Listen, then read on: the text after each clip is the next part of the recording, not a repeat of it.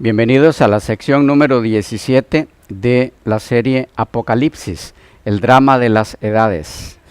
Nos corresponde ahora entrar al versículo 15, continuando todavía en el capítulo 1. Apocalipsis capítulo 1, versículo 15. Dice así el texto bíblico: y sus pies semejantes al bronce bruñido, refulgente como un horno, y su voz como estruendo de muchas aguas. Y sus pies semejantes al bronce bruñido, refulgente como un horno. Bronce bruñido viene del griego calcolibanos. Esta frase, este término, solo aparece 2 veces en las Escrituras, en Apocalipsis 1:15 y en 2:18, y significa latón fino. La palabra griega traducida bronce bruñido es de incierto significado etimológico, es decir, no hay certeza de dónde viene, pero el sentido parece ser el que se le da en nuestras versiones.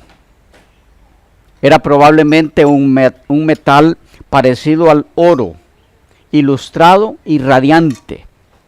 La alusión al bronce bruñido es símbolo del quebrantamiento que hará a los malvados el Señor en su ira, como puede confirmarse en Miqueas 1, 3 al 5, en Habacuc 3, 5, Job 40, 12 y algunos otros.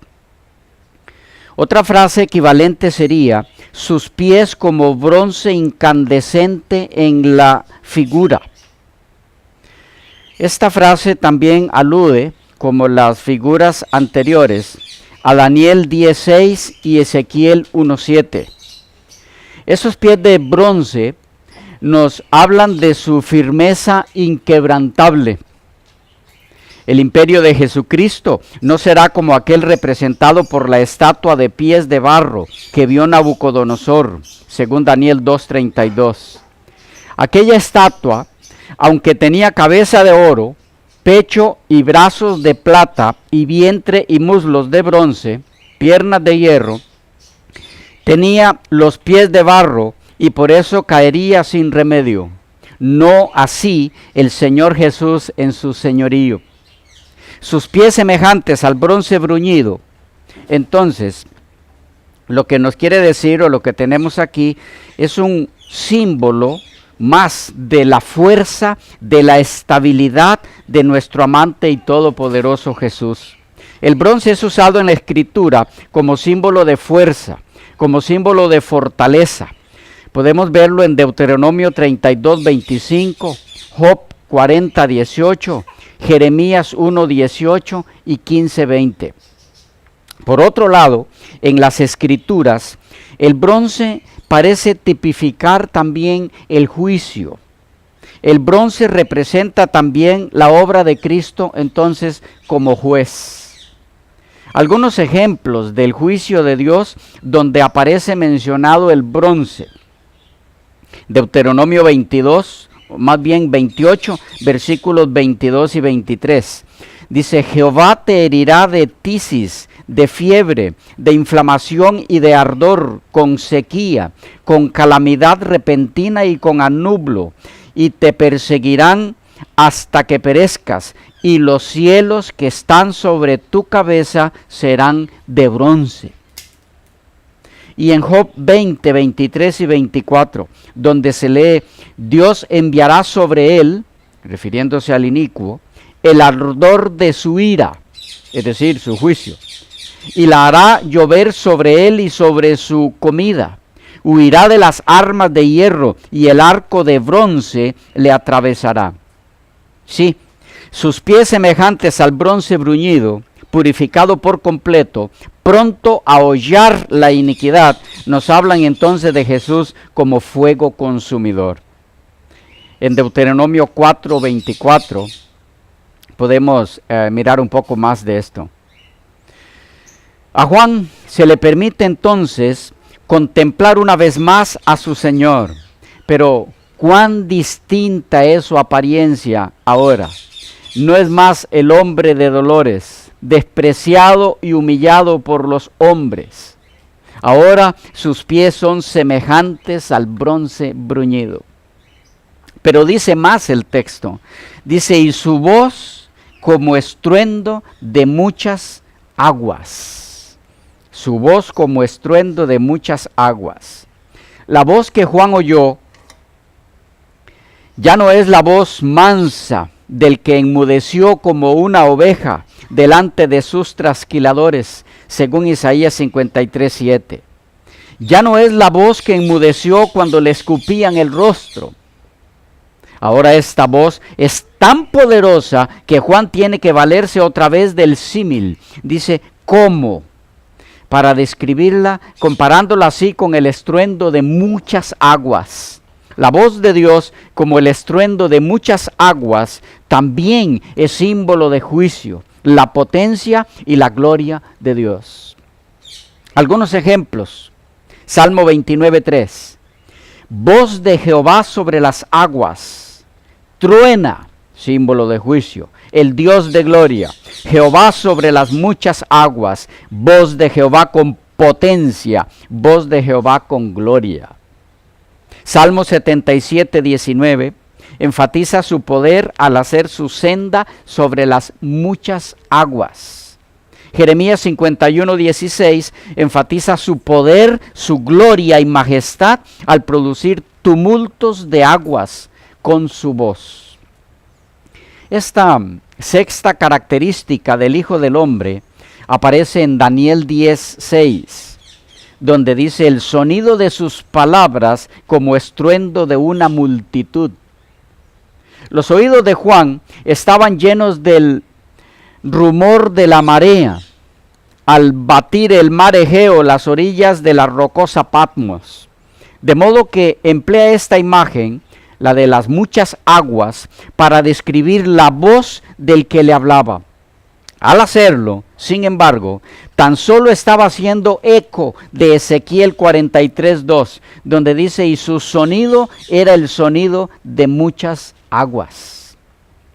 Es importante recordar que en los días de Juan, el rugido del océano y el estrépito del trueno se hallaban entre los sonidos más fuertes e intensos que conocía el hombre.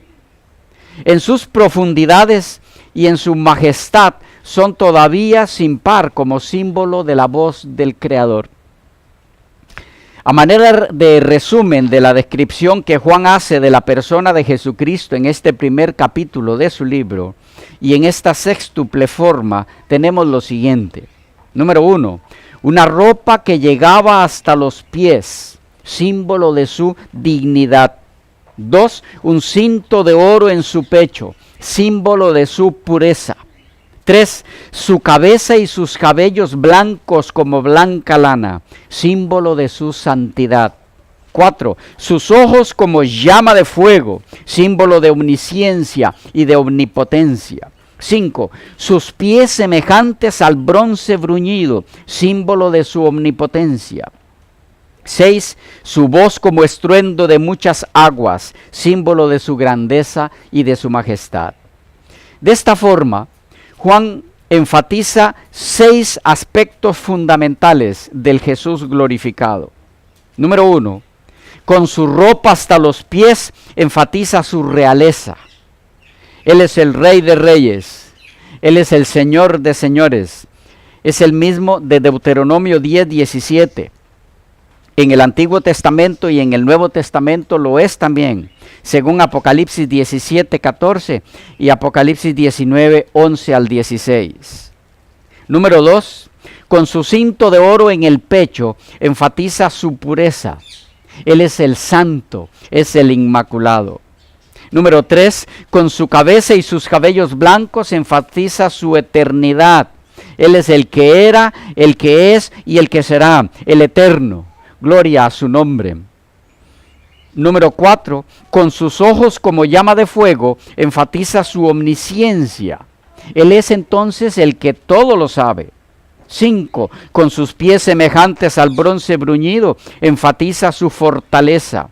Él es el que todo lo puede, el todopoderoso. 6, con su voz como estruendo de muchas aguas, enfatiza su grandeza y su majestuosidad. A todo esto, cabe recalcar aquí dos aspectos. Número 1, en su descripción de Cristo, Juan lo relaciona directamente con el anciano de días de Daniel 7:9. Así tenemos por un lado al anciano de días y por otro lado a Cristo, presentado como el mismo. En Daniel 7:9 y en Apocalipsis 1:3 al 15. Del anciano de días se dice su vestido blanco como la nieve. De Cristo en Apocalipsis, cabeza y cabellos blancos como la nieve. Del anciano de días, su pelo como lana limpia. De Cristo, su cabeza como lana limpia. Del anciano de días, su trono como llama de fuego. De Cristo, sus ojos como llama de fuego. Esta sugestiva semejanza del Señor Jesús con el anciano de días es muy rica y profunda en sus implicaciones. Significa que ambos, el anciano de días, el Padre, y Cristo, son dos personas distintas, individuales, pero uno en lo que respecta a la esencia y naturaleza divinas. Es decir, todas las características del anciano de días, hacia quien Daniel ve acercarse al Hijo del Hombre, están también en Cristo. Es que Cristo comparte naturaleza divina idéntica con el Padre, que es el anciano de días. Comparten los mismos atributos, son iguales. Es decir, el anciano de días no es Cristo. El anciano de días de Daniel es el Padre, pero todas las características del anciano de días de Daniel 7 se ven también en Cristo en Apocalipsis. Cristo es el reflejo exacto, la sustancia misma del Padre. Comparten los mismos atributos, son iguales. Esto no quiere decir que Juan creía que el Hijo del Hombre era el mismo personaje que el anciano de días, no vayamos a confundir eso, sino que ambos poseían la misma naturaleza y están empeñados e involucrados en una misma misión. Y en segundo lugar, el segundo aspecto de vital importancia a recalcar en la descripción del Hijo del Hombre en Apocalipsis 1:13 al 15, es que se presenta a Cristo como andando en medio de los candeleros de oro. He aquí una de las más maravillosas, alentadoras y confortadoras buenas nuevas del Apocalipsis en el drama de las edades. Cristo en medio de los 7 candeleros. Nos habla en su papel mediador en el primer aposento. De esto nos habla Cristo andando entre los candeleros. De su papel mediador en el primer aposento, el lugar santo del santuario celestial, pues era allí donde se encontraba el candelero en el tabernáculo terrenal. Sí, Cristo, en medio de los 7 candeleros, nos habla de su obra de mediación en el lugar santo, hasta el 22 de octubre de 1844, fecha en que pasa del lugar santo al Santísimo en el santuario celestial para aplicar su sacrificio, pero ahora con un nuevo elemento en escena, el juicio, representado por el día de la expiación en el lugar santísimo. Juicio que tiene como propósito sacar invictos a sus seguidores por la aplicación de sus méritos ante el anciano de días. Y entonces declararlos libres de la paga del pecado, limpios por la aplicación de su sangre y aptos entonces para vivir por la eternidad con un Dios santo. Alabado sea nuestro Señor Jesucristo. Pero el texto continúa. Versículo 16. Apocalipsis capítulo 1, versículo 16. Dice, tenía en su diestra 7 estrellas. De su boca salía una espada aguda de 2 filos, y su rostro era como el sol cuando resplandece en su fuerza. Vamos por partes. Tenía en su diestra 7 estrellas. Estas 7 estrellas representan a los ángeles de las 7 iglesias, según el versículo 20. El hecho de que Juan las vea sobre la diestra, sobre la derecha del Hijo del Hombre, quiere decir que él las tiene en su poder. Las 7 estrellas sobre su mano derecha son una alusión a su derecho al gobierno, poder y protección sobre su iglesia. El hecho de que se use un elemento astral, las estrellas, para hacer referencia a los mensajeros de las iglesias, recalca la naturaleza celestial y divina de Jesús. En los tiempos de Juan, las estrellas se usaban como signos del poder de los césares. Los emperadores las hacían grabar, las estrellas, al lado de su esfinge en sus monedas. Pero a Cristo se le contempla en su visión, no con las estrellas a su lado, sino en su diestra. Hay una gran diferencia en esto. Él no está al nivel de las estrellas, sino que Él es el creador de las estrellas. Él es quien controla no solo a sus iglesias, sino al universo entero. El Hijo del Hombre es el único emperador de los cristianos. El presentarse al vidente de Patmos con las estrellas sobre su diestra es una invitación a sus seguidores a que tengan absoluta confianza en su dirección. Nada se escapa al control de su diestra. La mano que Juan observa ya no es aquella mano en la que un soldado romano puso la vara en el camino hacia el Gólgota para burlarse de su majestad. Ahora es la mano que controla, sustenta y cuida el cosmos mismo. Por otro lado, las estrellas nos hablan de la maravillosa buena nueva, de que a quien tenemos como intercesor en las cortes celestiales es uno que por la eternidad conservará la naturaleza humana, la cual tomó para redimir a su iglesia, y ahora en su humanidad nos lleva consigo hasta el trono de su poder, donde intercede por su iglesia. Iglesia que lleva grabada en sus palmas, en sus heridas, fuentes de redención y de vida eterna. Oh sí, Jesús está con su Padre, pero no abandona a sus iglesias. Todo el poder de su mano está para cuidarlas y para sostener a sus seguidores. La iglesia está entonces bajo su tutela y nada ni nadie podrá contra ella. No hay poder que pueda arrebatar de sus manos las almas que acuden a Él en busca de perdón. Con los 7 ángeles de las iglesias sobre la diestra de Jesús se nos recuerda que aunque existen males en la iglesia y los habrá hasta el fin del mundo, la iglesia, debilitada y deficiente por sí misma, que necesita ser reprendida, amonestada y aconsejada, es el único objeto de esta tierra al cual Cristo concede su consideración suprema. Sí, como miembro de la iglesia de Cristo puedes haber fallado a Jesús, pero recuerda, estás en sus manos.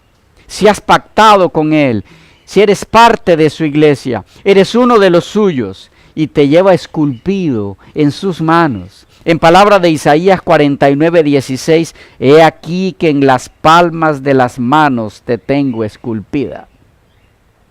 Pero dice más el texto, dice de su boca salía una espada aguda de 2 filos. Literalmente, espada de 2 bocas, del griego ronfaia, distomos.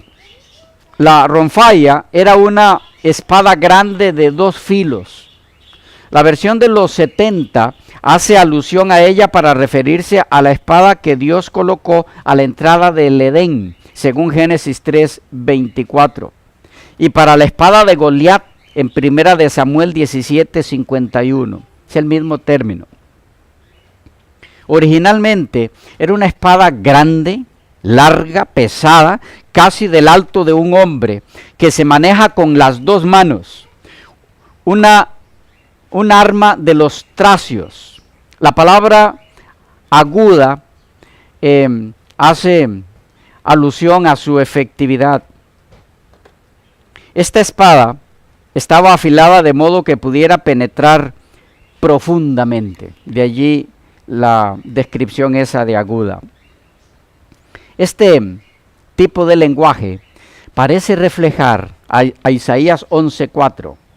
Herirá la tierra con la vara de su boca. Y a Isaías 49:2. Y puso mi boca como espada aguda. La espada que procede de la boca del Hijo del Hombre es simplemente un símbolo de su autoridad judicial. La expresión espada de dos bocas aparentemente deriva del uso semítico, aunque aparece en el griego ya en el siglo V a.C. en las comedias de Eurípides. Se encontraba mucho antes que esto, sin embargo, en el Antiguo Testamento, donde la frase equivalente en el hebreo es pi chereb, boca de espada. Génesis 34:26 y 2 de Samuel 15:14. Se usa también en el caso de la historia de Ahod, donde el escrito del libro de los jueces dice literalmente, y Ahod se hizo para sí una espada, y para ella dos bocas. Jueces 13:16. La misma frase se usa en Proverbios 5:4, de donde se habla de una sheret piot, una espada de bocas, traducida en la versión de Valera, cuchillo de dos filos.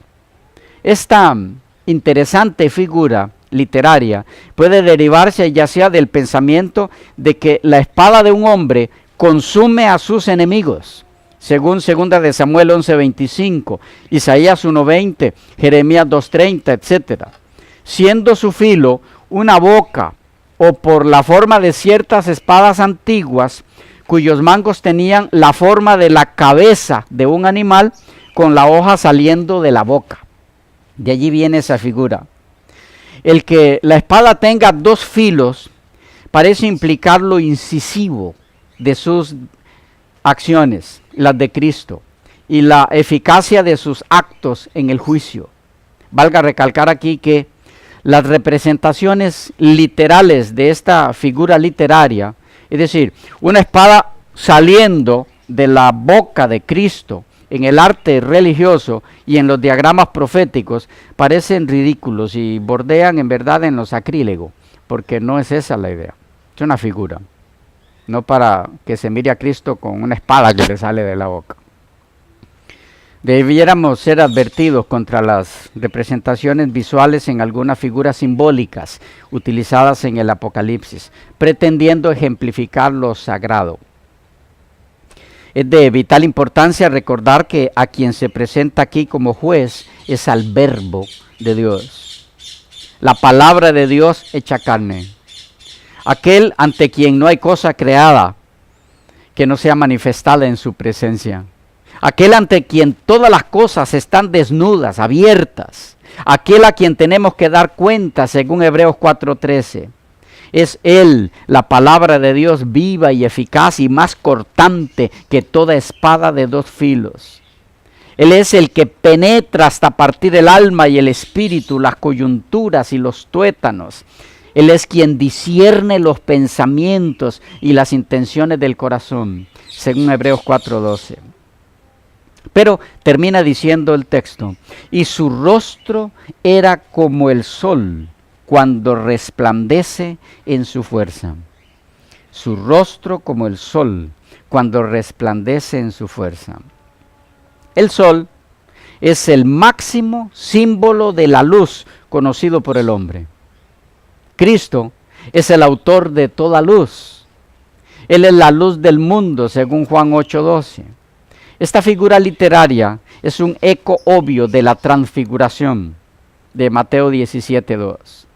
El rostro de Jesús visto como el sol cuando resplandece en su fuerza, nos recuerda también a Jesús como primogénito de entre los muertos, como el vencedor de la muerte, como el que traería de la tumba a todos sus seguidores que descansan en el sueño de la muerte, para glorificarlos entonces a su lado, para que resplandezcan en su presencia como el sol radiante.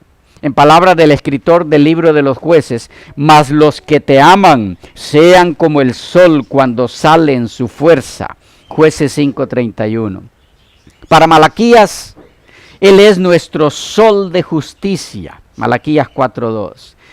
Hecho hombre para traer salvación a su iglesia. Él es la única luz que puede disipar las tinieblas del pecado en toda alma que le abra su corazón. Y esto nos lleva al siguiente versículo, que lo veremos en la próxima sección porque se nos ha ido el tiempo.